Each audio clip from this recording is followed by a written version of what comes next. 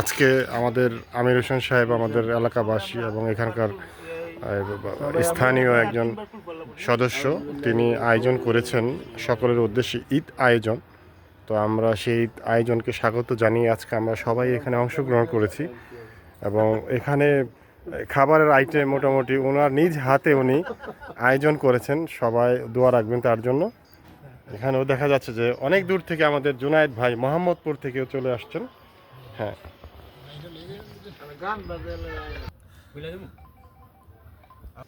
ভদ্র মানুষ মিষ্টি সম্বন্ধে কিছু একটা বলেন।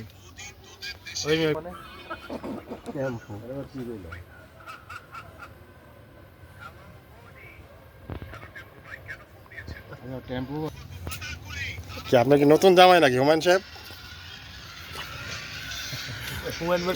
এখানে মোস্তফা ভাই আর চলে আসছেন, আমরা খুশি হয়েছি। এখানে আছে আমাদের ডিপটি সাহেব, এই যে